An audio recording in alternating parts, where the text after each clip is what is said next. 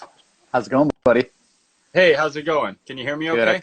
Yeah, I can Great. hear you good. Let me turn All this right. down a little bit. Since I have headphones in, I don't want to make sure that I'm not yelling. You're good. You're good. So how you been, man? Good, good. So for everybody who's tuning in right now, hello, my name's Ian. I run CXXII Apparel, and below me is my friend Jacob Doney. If you're How's tuning it in going? from Jacob's side, thank you guys for tuning in. I appreciate it. And today we're just going to have a nice little chat. Hopefully you got whoever's watching right now, grab something to drink. If you're on your lunch break at work, if you're working, just feel free to ask any questions as we're chatting. But without further ado, welcome, Jacob. I appreciate you taking the time out of your day to hang out. Yeah, no problem. I mean, it's not like I didn't have the next 30 days just to hang out and chat, so don't I'm worry sure about it. I'm sure like everybody else, you're busy doing other things, right? I am. Yeah, I've been doing some freelance illustrations, some t-shirt designs, you name it, anything to get creative to make a buck. I stopped tattooing probably, trying to think, we're in April now, probably like mid-March, like second week of March. And it was interesting because it was very stressful. But for some of you guys that know, I took a little, like 2 months off last year when I was dealing with some anxiety issues. So I think because I've already took that much time off work, I kind of was used to like, okay, this is what it's like to not tattoo. And I had to get creative during that time, you know? Yeah. So thankfully, I was able to do commission pieces. I mean, people saw me posting a lot of canvases, t-shirt art, stuff like that. So I kind of already knew this rhythm, you know. I was just like, okay, I got to get creative, do whatever I can. I mean, because bills don't go away, let's be honest, you know. Yeah. Yeah. So for the So people who yeah, are tuning in, like and like tell people about who you are, what you do, because I could say it, but coming from you yeah, it might sound a little bit different because a lot of people even on my end may not know who you are or what you do and why am I yeah, talking to a tattoo artist right now. But go ahead, give people just a little snapshot of who you are and what you do, where yeah. you live. So I actually live in, usually I would say sunny Southern California, but right now it's kind of kind of rainy. But yeah, I've lived here pretty much my whole life. I currently live in Reno Valley, and I own two shops, one in Murrieta and one in Grand Terrace. They're called Envision Tattoo Studio. And I've been tattooing for about 15 years now. Marks this year is 15 years. And the reason you and I are chatting is because we've met through mutual friends. Obviously, our buddy Matt Laster, who is a tattooer who went on to do missionary work. He's a really good guy. He actually owns a tattoo studio out in Temecula, or used to, I should say. And I got to know him through doing his back piece, and him and I hit it off. And then you know how Instagram is, it's a small world. And I've Yeah. always liked what you're doing with your clothing line. I like the message, and I like that you guys aren't just taking for yourselves. You guys are trying to give back, and I think that's super important, especially in today's age. So, yeah, a little bit of my backstory. I got into tattooing when I was 17. To be honest with you, I was a high school dropout. I mean, I did horrible from probably like middle school all through high school. I just always had a hard time adapting to school just because all I cared about was art. I was always kind of a slow learner. When it came to learning stuff that I wasn't very interested in, Yeah. it was hard to connect the dots, you know, as to where I know most people don't like school. They kind of just do the bare minimum to pass the class. As for me, I couldn't even do that, you know, so I was always doing artwork, things like that. And then finally, I would say it was probably like my junior year. I mean, I was failing all my classes. I wasn't even going to school a lot of the times. And at that time, I developed a severe case of social anxiety to the point that it was debilitating. Like I couldn't even come out of my bedroom. And I don't know what started it. It just I would go to school every morning with like these just horrible stomach aches, to the point that I would just be gripping my stomach on the bus ride to school. So I kind of knew, I was like, all right, something's going on here. So I just asked my mom, I was like, hey, is there any other options? You know, so we looked into homeschool. So I started doing homeschooling when I was about, I want to say 16, 17. And because I was home all the time, that's what gave me a lot of time to work on drawings, and I mean, way too much time to think. So I was at a weird crossroads where I was like, okay, I'm flunking all my classes, I'm dealing with anxiety. But I always felt like, okay, this is not what I want for my life. I want more for my life. You know, so I kind of went through that, what is that, like that, you know, pre-20s crisis, you know, that everyone Yeah. goes through, whether it be, am I going to go to college? Am I going to, you know, work for my dad? Am I, you know, all those things that you kind of question. So I saw all my friends, they were like, oh yeah, I'm going to go to college. I'm going to do this or that. I'm like, well, what am I going to do? You know? And the future seemed kind of uncertain at that time. So I had gotten my first tattoo when I was 17, and that kind of was the spark that ignited the flame for me You got the bug. because yeah, because I went to, I actually got a tattoo shop on my 17th birthday. When I walked into the shop, the guy was like, okay, fill out the paperwork. He just asked if I was 18. And of course I lied, which I shouldn't have, but I was just so excited. You know, I was a young kid in high school. So, and then after talking to him and just seeing just the environment and seeing like, man, like, you know, he seems like a bunch of cool misfit guys that like to draw on tattoo like that. Like I could see myself fitting in this lifestyle, you know? So, I immediately was like, went home that night and I was like, all right, I got to figure out how to get my foot into tattooing, you know? And luckily the guy who did my tattoo, I mean, I was talking his ear off, like, how do I get in? You know, what do I got to do to make this happen? So he had given me a lot of good advice. So I went home that night actually, and I'd drawn up a flash sheet. Mind you, I was like 16, 17 years old, had no idea what I was doing. So I went home that night and I was telling my mom, I said, yeah, you know, I'm thinking about being a tattoo artist. And, you know, she had seen me do a lot of different things. You know, I'm the type of person where I'll take on something and be all about it for like a month, and then I'm like, oh, okay, that wasn't for me. And then I'll go on the next thing. At So I the think my time, mom was kind at of, the time, did you have interest in art? Were you like really interested in art or design, or was it just yeah. something you're just like, did you like, were like everybody like artists where you just doodled and just did whatever, or was it something that like you're like, maybe I could figure this out and just kind of just started kind of figuring it out on your own?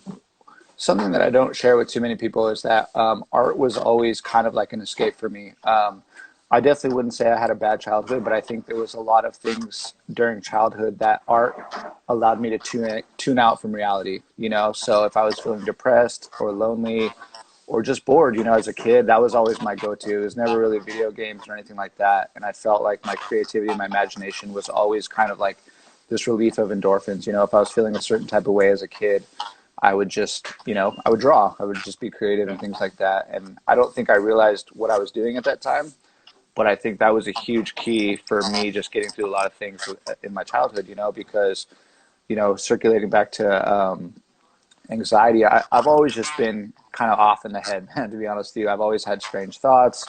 I've always overanalyzed everything. So I think art was something that kind of helped me take all that noise in my head and just focus on one thing, if that makes sense.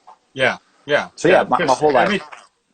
it takes away, it takes like for people with music and all the different types of aspects to kind of being a creative. A lot of times, if you, it allows you to just kind of tune out the world and just it recenters and focuses you on what you're doing. And I'm the Yeah, same and way. It's like I could have a yeah, stressful day, but the second I start thinking of new designs for shirts or new how I want to like relay these posts and stuff, like everything just kind of calms and it like kind of evens itself out and gives you like kind of like a fresher breath there to be able to kind of work on, especially if you're having a bunch of family stuff going on too and everything that's going on yeah, now. So, yeah, absolutely.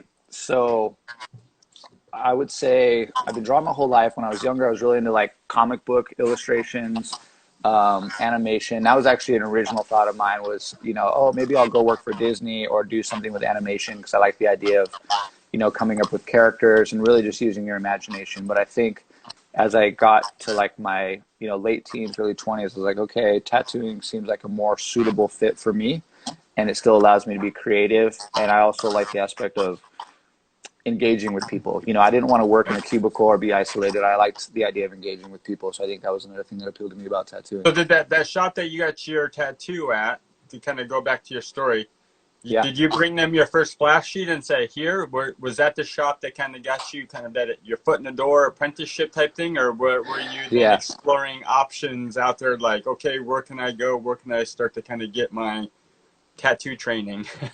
Well, yeah, I'll try to kind of shorten it down for you, but to give you like the summarized answer is I had went home and I think because I was so excited, I'd drawn up a 6 sheet flash page or 6 flash sheets. And if for people that are watching that don't know what a flash sheet is, it's basically those things that you see inside of a tattoo shop that has all the designs on the sheet. and that was the instructions that the guy had told me. He was like, hey, go home, draw some flash, and then take it around to local shops. And by getting your face out there, then maybe you'll meet the right person that'll teach you how to tattoo. So I was like, okay, cool. For people who live in SoCal, they might be familiar with the Pomona Tattoo Convention. Well, I had known that that was coming up. So I was like, okay, that will be the best place to go because then it'll be a bunch of shops all in one. So I had my mom give me a ride down to that convention. I'd finished all my flash sheets. I think I took it to like Kinko's or somewhere and made a bunch of copies. And I think I was, man, I must have been 17 because I'd already gotten tattooed. So I just walked around the Pomona Tattoo Convention with my mom, man, and I just walked up to each booth, told them what I was doing. I was like, hey, I'm in high school. I'm trying to learn how to tattoo. And I remember just getting a lot of good feedback. Like, no one took me on as an apprentice at that time. But I just remember all the guys being like, man, how old are you? And I'm like, oh, I'm 17. They're like, that's pretty cool that you're already out here hustling at a young age. Like, I wish you the best. Yeah. So, so after that, I wasn't discouraged. I was actually excited because, I mean, to be honest, I think that weekend I sold probably like $150 worth of flash. So to go from being like a high school dropout with no future to making a little bit of cash off my art, I was like, wow, maybe there is potential in this. Yeah. So what was cool is my art teacher, she knew I was a Christian and she knew that I was trying to get into tattooing, right? So one day I'm in high school class, and this was after I'd already made my flash and stuff. She throws a newspaper on my desk, and I was like, oh, what's this? She's like, oh, they did a write-up of a local tattoo shop, and the owner is actually a pastor. And I kind of laughed. I was like, I didn't know those two things like went together. So sure enough, that day I went home and I called the number on the article, and like this big burly dude answered, and I could hear like metal music blaring in the background. And he was kind of a jerk, to be honest, but I just told him, I said, hey, I'm a young guy. I'm in high school. I've been drawing my whole life, and I'm really trying to get my foot in the door. He was like, yeah, come down and bring your artwork, and we can go from there. And I think he even like hung up on me. I was like, all right, that guy sounds kind of intimidating, but I'll do it.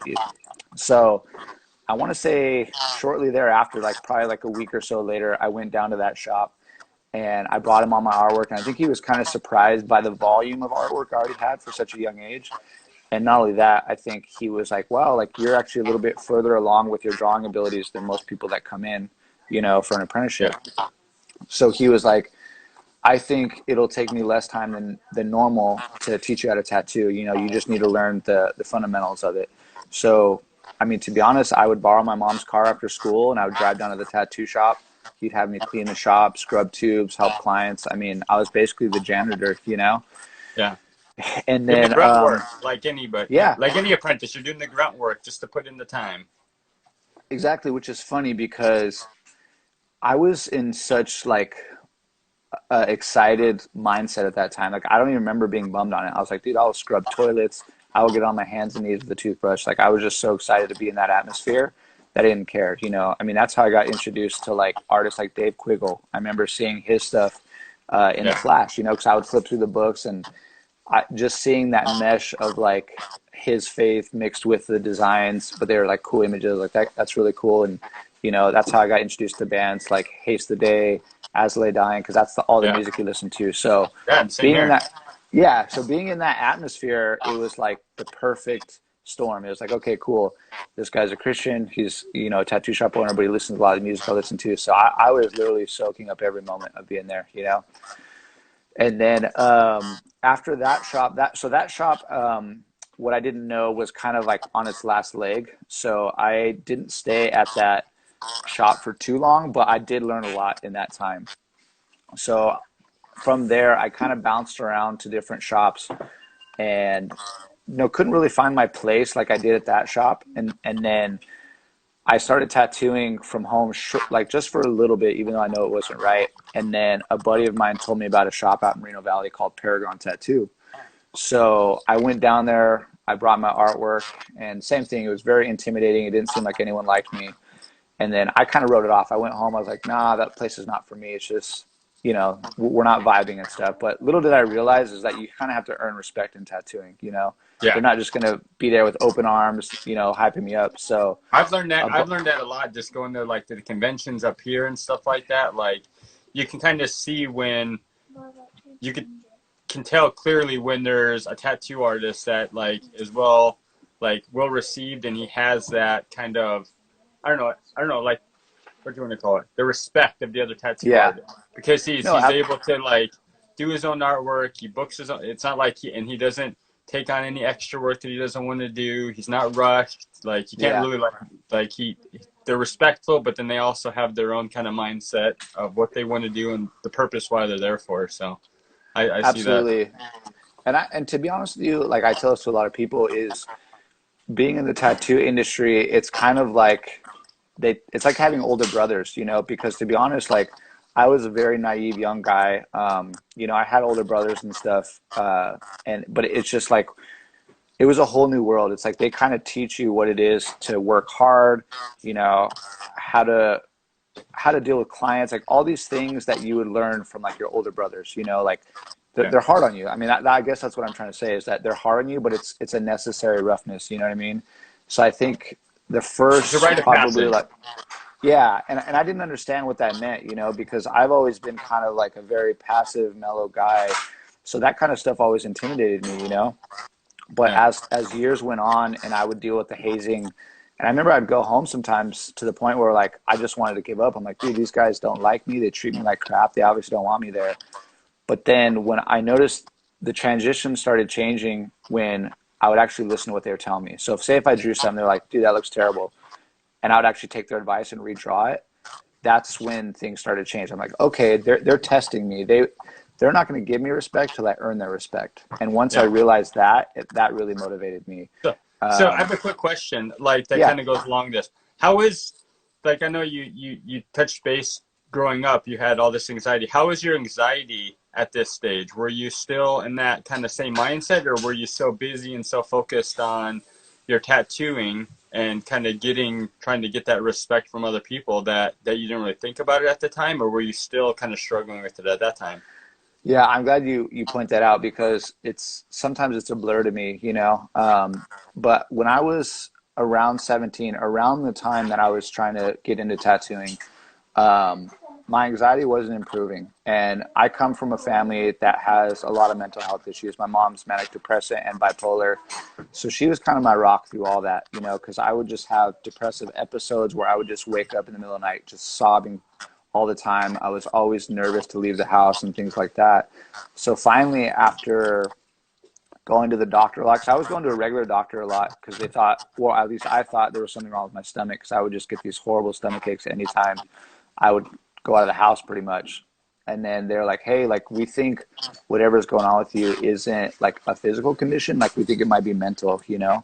So my mom's like, hey, let's get you in to see a psychiatrist. And I remember just really being really depressed about that, because I was 17. And I'm like, why I'm at a point where I have to see a psychiatrist and I'm having all these issues, and I can see all my friends going out, going to the beach, having fun, you know? And I remember like my friends invited me to go do that stuff, and it's hard for them to understand, being like, oh, I can't leave my house. And like, what are you talking about? You know, I'm like, you don't understand. Like, I go into public, like I get these like unrelenting stomach aches to the point where it just felt like I was going to pass out at times. Like the pain was so excruciating, you know? So to answer your question, I started doing therapy. I did that for at least a year. And I remember I went into it with kind of like a negative outlook. I was like, this is stupid. It's a waste of time. But through medication and therapy, I got through it. And I wouldn't say that like the way my mind works changes. It just, the therapy helped me realize what was actually going on, and it helped me adapt and realize what was going on and be able to get into a better place. So I think the tattooing was probably a good distraction to take my mind off of it. Like, say if I was going through that and I had nothing going on, I might have had a different outcome. But I think because I was so excited and about tattooing and slowly starting to see my anxiety getting better, it probably couldn't have came at a better time, to be honest with you. Yeah. So you stayed at, how long did you stay at that one shop that you were working for? You stayed there for how many years or? Um, you know what? It was probably about 6 months, and then what was happening is the owner, what I felt like what was happening was he was putting too much responsibility on me. You know, it's like I came there to learn, but then I felt like he was taking advantage of me in the sense of like, okay, I would go unlock the shop, clean the shop, and get everything ready, and he wouldn't be there, and I'd be like, hey, like, what's going on? And he'd be like, hey, I got some stuff to take care of. Go ahead and handle any walk-ins. And I'm like, dude, like, I don't know what the heck I'm doing, you know? So so at the time, like I would just, call my buddies or, tell them at school, like, hey, I don't have anyone to tattoo. Like, are you down to come down to the tattoo shop and let me practice on you? And you'd be surprised how many young people are willing to let you tattoo them, you Yeah. know? So yeah, I was tattooing, I had a bunch of punk rock friends and stuff. They would let me tattoo them or I would fix people's old jacked up ones. So, I had no problem staying busy, to be honest with you. And, when you're in high school and you're telling people you're tattooing, like, there's no shortage of people that want free tattoos. Yeah. If So you put a yeah, sign on your back, free tattoos, you will have a line of people following you wherever you're going. yeah. There will be people. Well, There'll and I be still people know ready. some of those people to this day, and it's kind of cool, like when you look back, because I mean, this past 15 years has flown by. So when I look at a tattoo I did 10 plus years ago, it's like, wow, I remember exactly where I was at in that place, because I had moved out of the house when I was probably like 17. I was living with my dad, and then I was like, I'm ready to take on tattooing full time. I was making a little bit of money, so I moved out on my own. And I just remembered, I would when I lost my first apartment, like I would crash on people's couches. I was kind of couch surfing for a while and hitching rides to the tattoo shop. So it was a difficult time, but I was definitely stoked that I had friends that were willing to give me rides to the shop, and I would tattoo them or whatever. It was just a very fun time, to be honest with you, because people would come to the shop. Like I remember, like all my buddies would come to the shop after school, and we would stay there sometimes till like midnight, and everyone would bring their skateboards. We'd skate out front and listen to punk rock music out, like super loud.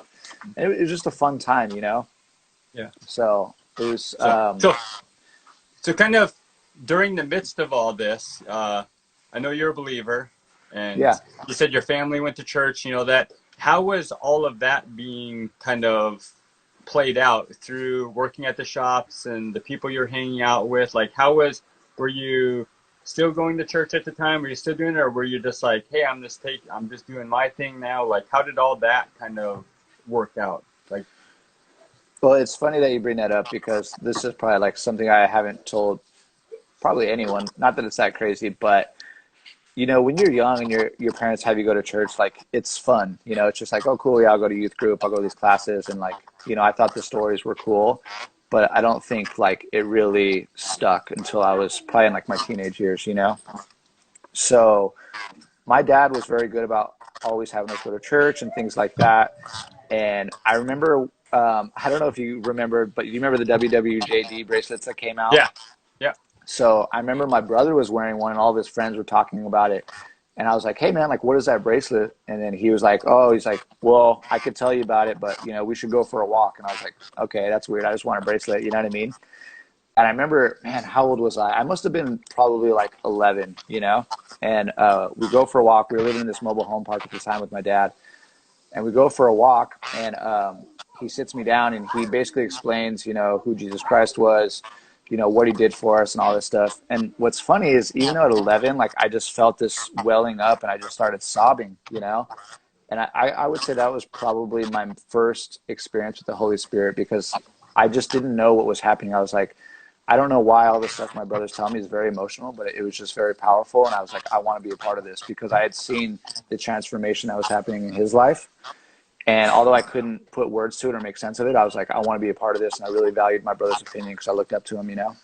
yeah, So I think that moment was a pivotal moment when I was like, okay, there's something to this. So shortly after, my dad was like, hey, I want to get you guys baptized, like, at our local church. So we were going to church at the time, and it was cool because they had like this big old bath up top behind where everyone played music. So when yeah, you did it, the whole sanctuary would be filled and you'd get baptized in front of the whole church. And I did it, and I remember just feeling like this, I was probably like maybe 12 by this time when I got baptized. And I just remembered this feeling of excitement. I was like, I don't know what's happening in my life right now, but I really like where this is headed. I like the church environment. I liked youth group. I liked everything that I was seeing at church.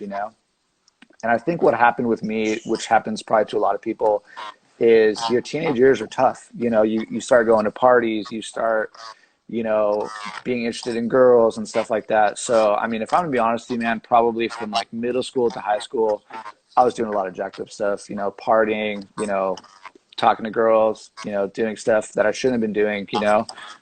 And what was weird is even when I would be at my worst, I would still always have that voice in my head that's like, this isn't what I have for you. You know what I mean? And that always stuck with me. And I don't know if it's from my dad taking me to church or just knowing right from wrong, but I just always felt like this voice inside me that said, hey, like, you think that this is enjoyable and this is what you want for your life, but I have like bigger plans, you know?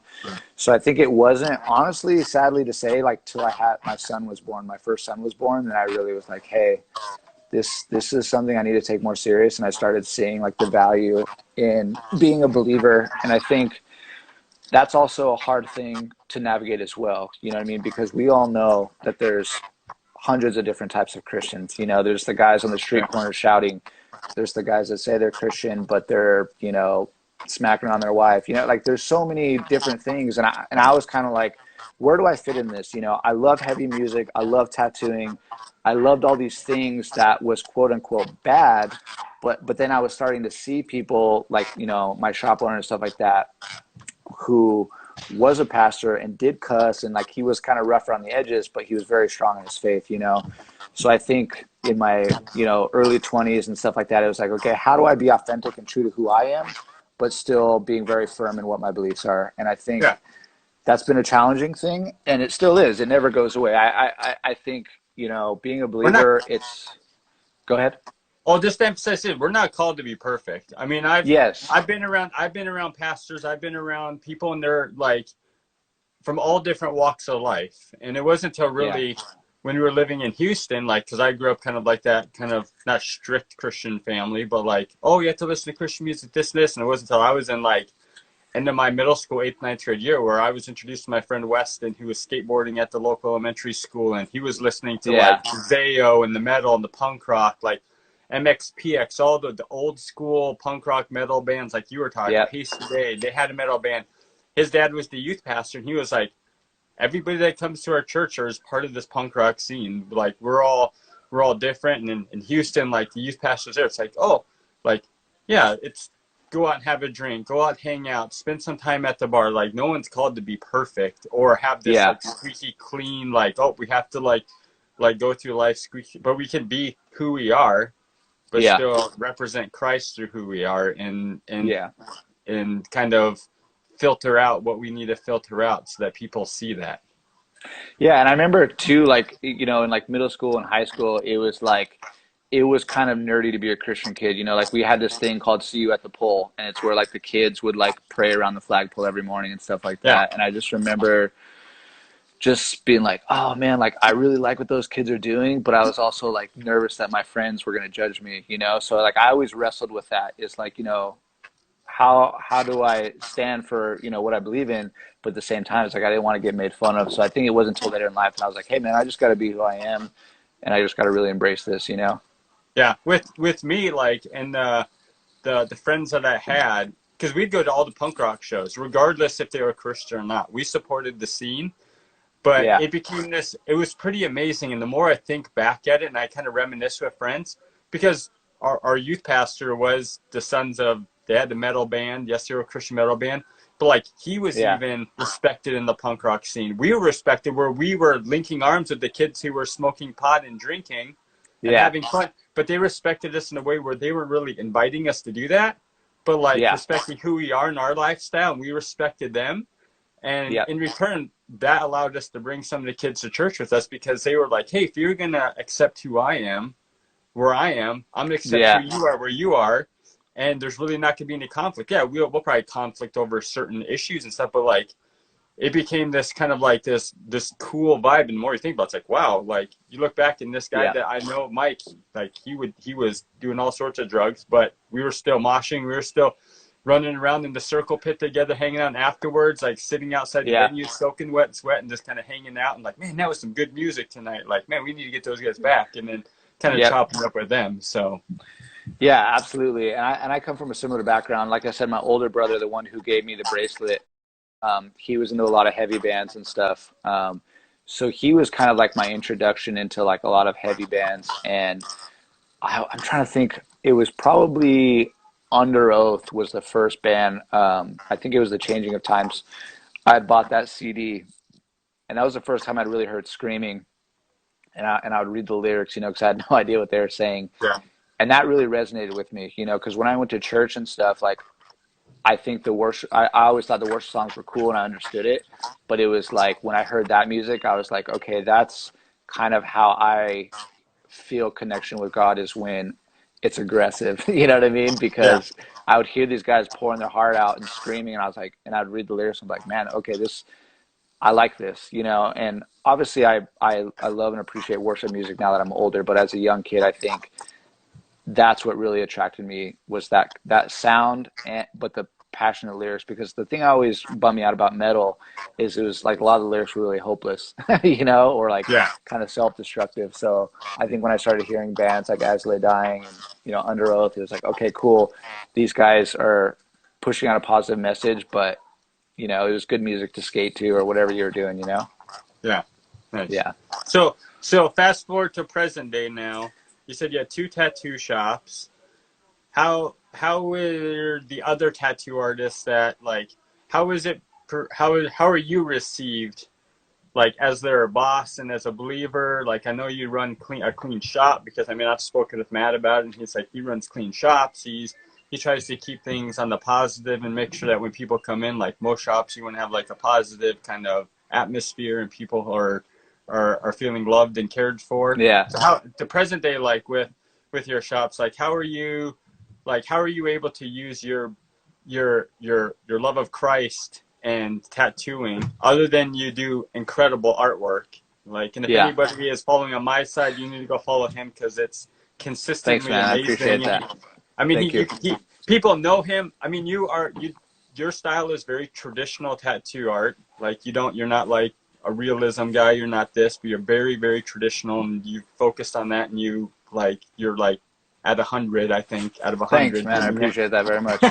Like, there's Thank you. very few. Like I said, I have a bucket list of artists, tattoo artists I want to get stuff done by, like a top 10. It's like, you're 3 on the list. It's like, if I'm in California, like, I'm gonna drag you to wherever, or find a way to get to you so I can get one done by you and one by this person, like, to make sure that, like, tells the story, and you get some by, like, people that you follow. And so how are you able to, sorry, I went on a ramble there. No, I How are like you hearing able all to use your that. belief, like, when you're tattooing people, like how are you able to kind of convey, because I know a lot of times you spend hours just sitting with someone, talking with them, and like, what do you have any cool stories or anything where God's really spoken to you when you're tattooing someone? And Yeah. I mean, honestly, I have a lot. And dude, I'll be honest, I get emotional easy. Like, I'm a very emotional person because I've had so many instances where, like, I've not only felt the Holy Spirit moving, but I'm like, man, I was meant to be in this moment right now. And in those moments, you realize what I do is so much bigger than putting tattoos on people. And I don't mean that in like a arrogant way. I'm just saying, like, there's something about human connection and that community, which I think a lot of people get from church. You know, when you go to church and you have people that show you love, or that, you know, actually care about what you have to say, I think when that happens in a tattoo shop, it's the same thing, you know? So it's I even think more personal. I think it's even more it personal, is. because you are like sometimes 6-8 inches away from that person, as Exactly. opposed to And pastors up on the stage talking to you. I think it's even more personal when you're able to, like, make it, and you're like doing stuff, like you're tattooing that person. exactly. And it's funny because my like, quick backstory, but I remember growing up, like, I was always envious that my brother was a missionary. You know, my brother went to a bunch of foreign countries and did missionary work, and I would always feel guilty. I'm like, dude, like, I don't want to do that. Like, I love Jesus, but that's just not for me, you know? And then later on in life with tattooing, I was like, okay, it's not about where you go, but it's just how you're using your gifts, you know? And I think that's what I started doing, is just saying, hey, you know what? I might not have much to offer, but it just seems like the people that I'm talking with are hurting just as I am. And a lot of times there was this healing happening when we would talk to, like, what life is about and what our only hope is, you know? And I've heard it all, man. I mean, something I'll tell you is, you know, I deal with people who are suicidal. I deal with people who have mental health issues, divorced, people who are currently, you know, cheating on someone. I've heard every horror story, you know, amongst other great stories. So you'd be surprised how quickly into a conversation someone will be like, hey, like, this is what's going on with me. And they're not even looking for the guidance. They're just literally like making conversation. And then within 5 minutes, this complete stranger you're talking and like, I've had clients break down in tears. I broke down in tears, and it's like we have these very powerful moments where I'm like, okay, this is what life is about. This is what I'm meant to do. Because I remember I always had this insecurity of like, oh, like I need to know all these Bible verses. I need to know everything there is to know about the Bible so that when these moments happen, I don't disappoint God, But then I realized like, it's not even that. It's just being present and giving people honest answers and showing them love. And then often in doing that, you get it in yourself, if that makes sense, because Yeah. someone might say something who's not even a believer, but you're like, wow, I really needed to hear that. And I'm happy that you said that, So I think it's a give and take. I'm not going to say people come in and I'm this guru and they leave, like healed. Yeah. I think it's just healing for both parties. It's like, I'm able to talk about what I'm struggling with. And I can't tell you how many times something is said where I'm like, I know this isn't coincidental. I know that I heard that for a reason. And that to me just kind of like strengthens my faith because, let's be honest, it's hard to stay faithful. Like sometimes you're just like, man, like, where do I stand with this and stuff like that. But I feel like what makes my faith what it is just time and time again seeing God show up even when I didn't expect him to. And I think Yeah. that's what I see in my job. And I think within, honestly, just the past 2 years, I've seen a huge shift in the relationship I have with my clients because it's not just about like, hey, like come get a cool tattoo. It's like we almost develop a friendship, and like it's like this thing when we see each other, we're looking forward to it because we know what's going to happen when we get to talking. Yeah. So Yeah. yeah, it's Because when awesome. like even a lot of the guys that I speak with, I mean, they're not some of the guys like every year I go to the Minneapolis Tattoo Convention and I make the connections with some of the Christian artists that I know. But Yeah, it's amazing. Just sometimes I'm just sitting there. They'll say, "Here, pull up a chair," and they're tattooing someone, and we'll just start yeah, talking. And next thing you know, like that person that's laying there, they may have earbuds in, trying to listen to music, do their own thing, be like zoning out. Next thing you know, an earbuds popped out. They start listening and tuning in. Next thing you know, they're kind of like rolling over, and they're like, and next thing you know, they're really engaged in the conversation because yeah, they want to hear what you're talking about for one, because you're kind of talking. But two, they want to engage and it's interesting to them. And next thing you know, they're like, oh, like I didn't know you were a believer. Like, and they're like, he's like, yeah, I go to church and do this and do this. It's like, oh, I didn't know you could do that as a tattoo artist. And next thing you know, like yeah, they're able to tell their testimony, and it just kind of leads to that kind of unique, intentional conversation that it. I always say, just plants that seed. It just lets that person know that, hey, like this is who I am. This is what I stand for. And next time yeah, you come in, we'll have that heart-to-heart conversation, or we'll just sit here and just shoot the breeze, and you know that what you're saying to me and I'm saying to you is like relatable and personal, and you're connecting with them on, like you said, it's not just about doing a tattoo. Oh, thank you for your money and pushing you out the door. You're like, hey, yeah, like come back. Like I appreciate your time. I appreciate your energy. I appreciate your thoughtfulness and just being able to like listen to me. For yeah. them, it's therapy. A lot of people, they say tattoos are therapy for people. It is. Like, Yeah, and so in a way, you're the therapist to those people, like listening to them and then just kind of planting the seed with them with whatever God puts on your heart or the Holy Spirit puts in your heart to like really say to them. yeah. So, So something I'll say on that note is in tattooing or any line of work where you receive a lot of praise or notoriety, it's easy to get this chip on your shoulder. And something that I always tried to avoid was making my clients feel like I'm above them, like, oh, you're here to see me. This is like a treat for you. It's like I think what I like is my experience with my clients is like we're just both two regular people that are hanging out. I'm making a tattoo for you. And I like them to feel very comfortable, not intimidated, anything like that. Because I know it is intimidating to walk in and let a complete stranger do permanent artwork on you.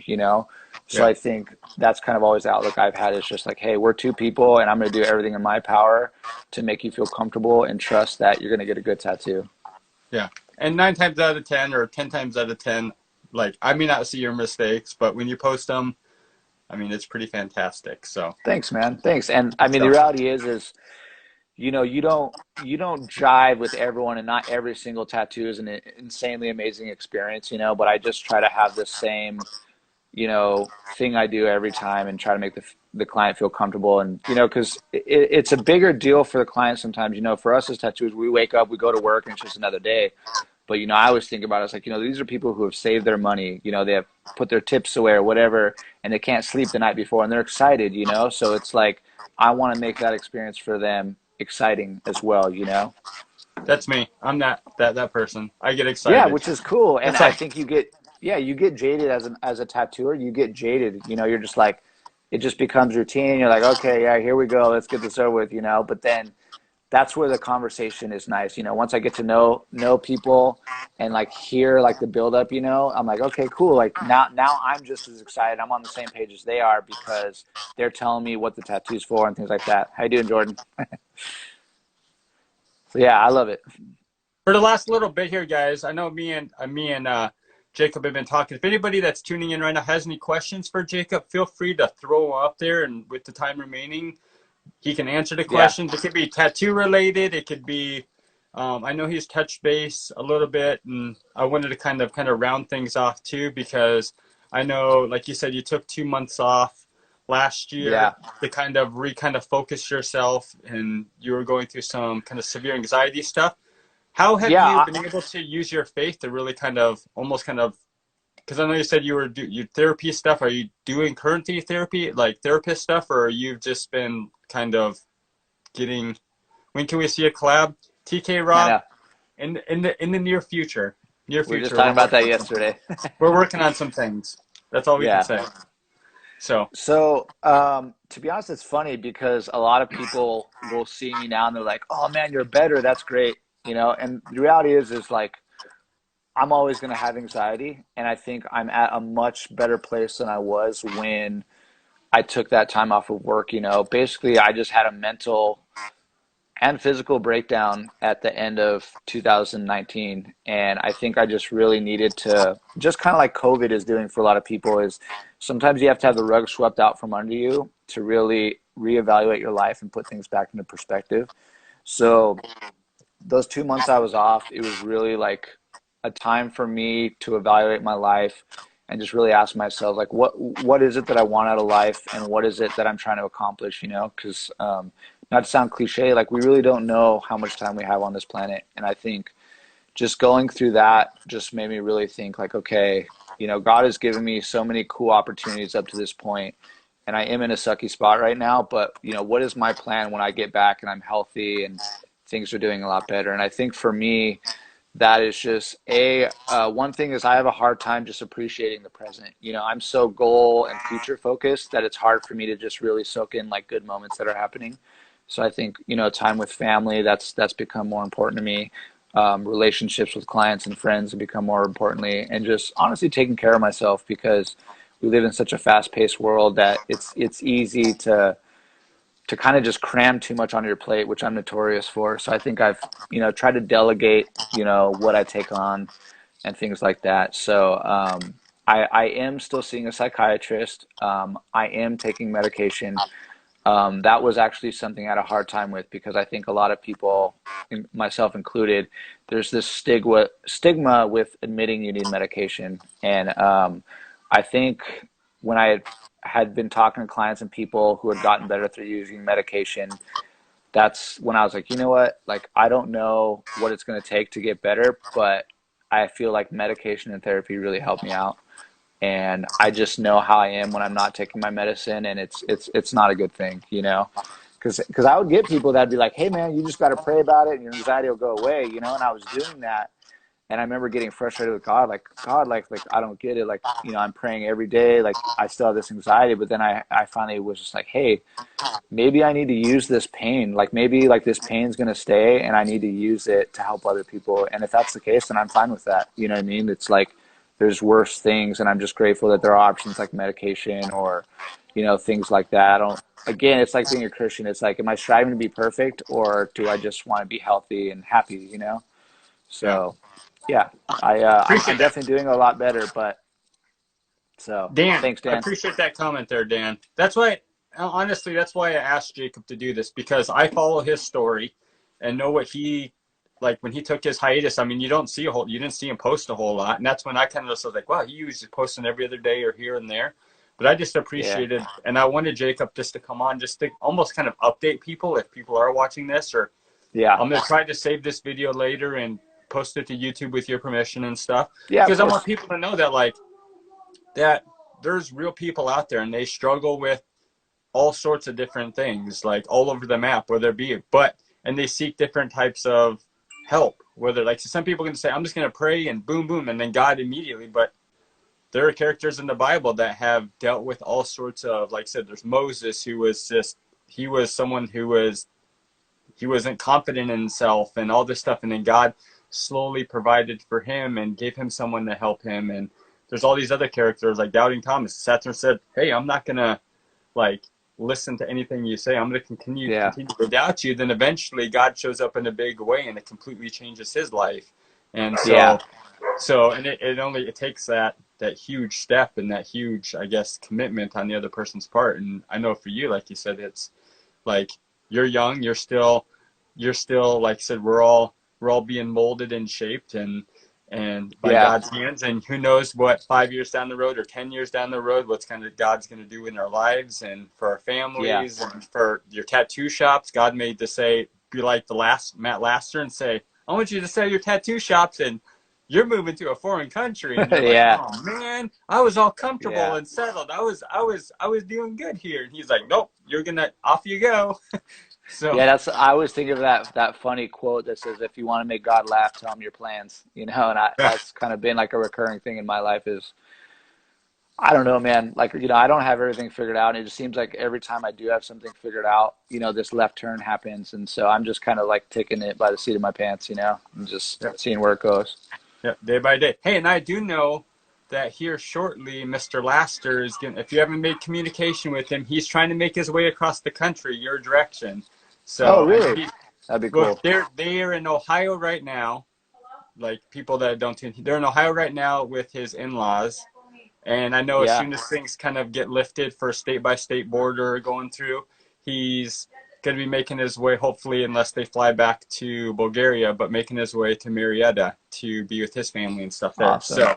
So you may be able to make some connection with him, get Yeah. together with him here in the very near future. I know he's been trying hard, and he's like you guys. He's trying to figure out what to do with his family and how to make ends Yeah. meet because they've uprooted and left the country on a very quick haste and got settled where they were able to get settled at. People are taking care of them. So that's Yeah. hopefully here soon, maybe you can make that connection. So Yeah, I would love to. And something I just wanted to throw in there real quick, like if there is anyone watching this that is, dealing with mental health issues, is you got to get help, man. I think for me, I was very stubborn and I wanted to, wish it away or just work hard and make it go away. And it's just like sometimes you have to surrender and go, you know what? I'm broken. I need help. And, I was fortunate that I had, my wife who was incredible, mentored through all that and my kids and stuff like that. And I know not everyone has that luxury, but I think if you're going through it, take it very serious, man. 'Cause I was going through some incredibly dark times, which was kind of hard to accept because on the exterior, my life was great, man. We have a beautiful home. I have a beautiful family. I have two businesses, so it's like on paper, everything looks great, but inside I was broken. So I think that's why I've chosen to be so transparent is because I don't want to give people the impression that I have my life together, that things are perfect. I'm dealing with a lot of internal things, some stuff I can't make sense of, but it took different sources to find help and to get the information I needed to basically understand what makes me tick. And on a side note, the Enneagram test was a great tool for me. We did that through our church, and that really helped me understand a lot about myself and why I do some of the crazy stuff I do. So yeah, definitely, for sure. Yeah, yeah. yeah, Don't don't try to think that you could just power through and just get by when you deep down and know that, like I said, it's a pride thing. You have to set aside your pride and then reach out to someone. And if you have no one to reach out to, like there are resources out there. I'm sure Jacob has some resources on his end. yeah, I have resources on my end with Death to Life Ministries. They yeah, are amazing at what they do, and they can get you plugged in, find you a counselor, find you a therapist, someone that you could speak to, and just start getting the ball rolling. And that's what it takes. So feel free, if yeah, you are watching this, reach out to Jacob, or you can DM me directly, and I'll give you the information of Death to Life. Or Jacob may have some stuff within his yeah, background and what he's been able to um, do through his life to kind of help settle himself. So yeah, Yeah. don't Yeah, I mean, just a side note, I mean, not to bum people out, but I remember like when this first started and I kind of accepted I needed help, I didn't have any medical insurance, man, and I went to a free clinic here. And when I would go into that clinic, man, I was with people who were dealing with some very, very severe mental health issues, man. A lot of them on drugs, some just so far gone that it was just heartbreaking. But I think I really needed to be there and see that to realize like, hey, if I don't take care of this, like that could be me in that seat right there, you know? So I think sometimes you need to go through that hard stuff to really kind of reevaluate, like we were saying, you know? yeah. So, Thank you, Grizzly Baby too. That's why we're doing this. Yeah, if you need help, yeah. like I said, reach out. We'll connect you with the proper resources or whatever. But before we run out of too much time, like you said, I know you Yeah. shared your heart or whatever. Like I just want to spend a moment to pray. If anybody out there wants to take a moment to pray with us, I'll pray over Jacob and his family and their shops and everybody that works at his shops, because I know like they're out of work too, and he has two businesses and he's having like the stresses of that and just kind Yeah. of keeping things kind of moving forward with that. So just want to take a moment to pray and just bless Jacob and his ministry and the stuff that he's been able to do and just his life. So let's just do that real Awesome. quick Thank before you. we run out too much time. So, all right. Okay. Dear Heavenly Father, I thank you for this wonderful day and this amazing conversation in Jacob's life, where he's been able to just kind of be transparent and share his story and share his testimony with everybody that's viewing and people that do see this later on, Lord, that their lives will be changed, whether it be just little by little, or that they're just radically changed, Lord, through the story and through your love and through your hope that you give us. Pray over his family right now, that you'll just continue to grow them and nurture them and just provide them with amazing opportunities, and provide Jacob with opportunities just to share his love and his passion and just what you've done in his life. And I pray that you'll watch over all his workers that he employs and that work for his shop, that you will just allow them to just find peace and rest right now, Lord, and just recharge. So when we're able to get back to work and he's able to open up his shop, so that everybody is ready to hit the ground running and will be excited and just share the love with one another, Lord. And I just thank you for who you are and blessing us during this time and giving us this time to recharge and to just reevaluate and to just look to you for strength and guidance. In your precious name, amen. Amen. Thanks, brother. It's a good time Thank you. talking. And to answer people's question on the collab tee, that's coming soon. So Yeah, we have some stuff in talks. We have some ideas being thrown around. So who knows? In the very, very near future, we will have all that stuff. So thank you for your time, Jacob. I truly do yeah, appreciate it. dude, likewise. Thanks for everyone who watched. Yeah, thank you guys. Thank you for everybody who watched. Have a fantastic day, and hopefully we'll get to do this again soon and just chop it up Yeah. about music or just other fun things. So. Oh, I'm always down, man. Especially when you're talking about, early Christian metal, hardcore, punk. I like talking Oh, about that stuff. I have the CD catalog binder thing with like I think 300-400 CDs, and of all like every Facedown band, every That's cool. Solid State, Tooth and Nail band, like you name it, I probably listen to them or own the CD. So That's so cool, man. You probably school me on a lot of stuff then. I may have a few years on you, so maybe some stuff you're like, I don't remember that, and it's like, That's cool. but Yeah, no, I'll check it thank out. you for your time. Good hanging out, So man. Have a good day. you too. Have a fantastic day. I'll talk to you later. Bye.